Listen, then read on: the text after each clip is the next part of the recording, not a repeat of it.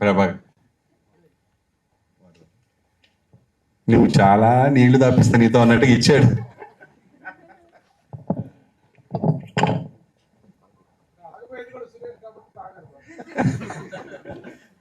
చెప్పండి సురేష్.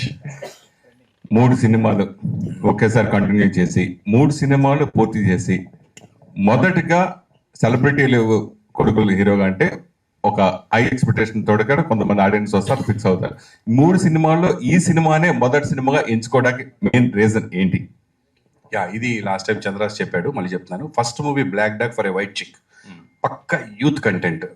ఎస్పెషల్లీ నన్ను ఆదరించిన మహిళలు ఎవరైతే ఉన్నారో వాళ్ళు చూసే కంటెంట్ కాదు అది, యూత్. అలాంటి సినిమా నడవదని కాదు, ఫ్యామిలీస్ బయటికి రాకుండా ఉన్న సినిమాలు ఇప్పుడు 1000 కోట్లు 1100 కోట్లు కూడా సంపాదిస్తున్నాయి కొన్ని సినిమాలు. అంటే మీరు యానిమల్ సినిమా చూస్తే ఫ్యామిలీస్ అందరూ కొంచెం దూరంగా ఉన్నా కూడా కొన్ని కోట్లు 1000 కోట్లు సంపాదించారు. అలా అని బ్లాక్ డాగ్ నడవదని కాదు, సూపర్ ఉంటుంది. యూత్ పిచ్చగా 4-5 సార్లు చూస్తారు. సో అది. సెకండ్ మూవీ వచ్చేసి ఒక కంటెంట్, ఒక లవ్ స్టోరీ. అది కూడా ఒక వర్గానికి ఉంటుంది. నేను కోరుకుంది ఏంటంటే నా బిడ్డ, ఇది నా ప్లానింగ్, నా బిడ్డ ఫ్యామిలీ మొత్తం కూర్చొని చూడాలంటే మనవరాలు, మనవళ్ళు, కూతుళ్ళు, అమ్మ, నాన్న ఎవ్వరు ఆక్వర్డ్ ఫీల్ అవ్వకుండా చూడాల్సిన సినిమా అంటే ఈ మూడిట్లో ఇదే. ఎక్కడ ఆక్వర్డ్నెస్ ఉండకుండా. అందుకని ఇది ఫస్ట్ వస్తే నా బిడ్డగా ఉంటాడు, లేకపోతే ఎవరో ఒక చంద్రహాస్ వచ్చినట్టు ఉంటుంది. ఎందుకంటే నన్ను దృష్టిలో పెట్టుకొని మీరు నా బిడ్డను చూస్తారు. ప్రభాకర్ కొడుకు, చిరంజీవి గారి కొడుకు, లేదా బాలకృష్ణ గారి అబ్బాయి అంటే అలా చూస్తారు. కాబట్టి అంటే నేను వాళ్ళతో పోల్చుకున్నాను అనకండి బాబు, దయచేసి, ఊరికే నోటికి వచ్చింది అంతే. సో అలా నా బిడ్డ, నా ఆడియన్స్ ఇలా ఉండాలని కోరుకుంటారు. కాబట్టి ఈ సినిమా కరెక్ట్ అని అనిపించి ఇది ఫస్ట్ వస్తుంది. ఓకే, ఇండస్ట్రీకి ఒక ప్యాషన్తో వస్తాం ఎవరైనా. సో మీరు అలాగే వచ్చారు. అలాగే మీరు ఇక్కడ ఎంతో కష్టపడి కోట్లు సంపాదించారు.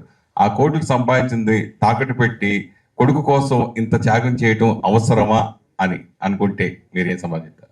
లేదు, నేను కోట్లు సంపాదించింది నా బిడ్డల కోసమే. ఇప్పుడు పెట్టింది కూడా నా బిడ్డలకే. నేను నా పాప నెక్స్ట్ ఇయర్ వేరే ఆస్ట్రేలియాను లండన్ వెళ్ళి చదువుకుంటా ఉంది, అప్పుడు కూడా తాకట్టు పెడతా. That's not a bad thing. నేనే కదా, ఎవరైనా సరే లక్షల కోట్లు సంపాదించుకోండి, ఏం చేస్తారు? బిడ్డ ఫ్యూచరే కదా కావాల్సింది. బిడ్డ ఏం చేస్తారు? మీరు మీ బిడ్డ వ్యాపారం పెట్టుకుంటా అన్నారు అనుకోండి, డబ్బులు ఎవరు ఇవ్వాలి? ఎక్కడి నుంచి తెచ్చుకుంటాడు? కన్న తల్లిదండ్రులు మన ఇవ్వకపోతే వాడు ఎలా ముందుకెళ్తాడు? వాడు చేయాలనుకున్న పనికి అందులో సిన్సియారిటీ ఉందా లేదా చూసి చేస్తాం. మై సన్ 100% సిన్సియర్గా చేస్తున్నాడు, ఒక ప్రొఫెషన్ ఎంచుకొని వెళ్తున్నాడు. లేకపోతే మీ అబ్బాయి కూడా 100 కోట్లు సంపాదించొచ్చేమో హీరోగా. అది మనము ఫ్యూచర్ మనం చెప్పలేదు సురేష్. నా దగ్గర ఉంది కాబట్టి పెట్టాను, లేకపోతే అప్పు చేసి కూడా పెట్టేవాడిని నా బిడ్డకి. నేను చెప్తున్నా కదా, అంత టాలెంట్ కనిపించింది, అంత హార్డ్ వర్క్ కనిపించింది.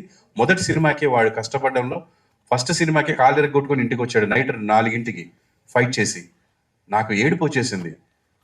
బ్లాక్ డాగ్ అండ్ వైట్ చిక్ సినిమాలో ఫ్లిప్ చేస్తూ మాస్టర్ కింద మ్యాట్స్ పెడితే ఇటు మ్యాట్ వద్దు, పరుగు పోతుంది, ఎవరైనా చూస్తారు, అది ఎవరు చూస్తారు, కనపడదు ఫ్రేమ్లో అన్నా కూడా వద్దు వీళ్ళందరూ చూస్తున్నారు కదా అని మ్యాట్ తీసేసి దూకాడు నైట్ 4ంటికి. అంటే మార్నింగ్ 7 నుంచి ఫైట్ జరుగుతుంటే తెల్లారుజాము 4ంటికి వాడు అక్కడికి వెళ్ళి ఆ గాల్లో ఇలా లేచి అక్కడ ఫ్లిప్ తిప్పి పడతాడు.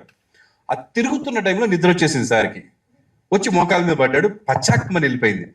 నాకు నేను ఇంకా అయిపోయింది ఫీచర్, మొత్తం లైఫ్ అయిపోయింది కదా అని భయపడిపోయాను. దేవుడి వల్ల అది ఒక 40 డేస్లో రికవర్ అయిపోయింది. దగ్గరుండి తీసుకెళ్లి హాస్పిటల్లో చూపించాను.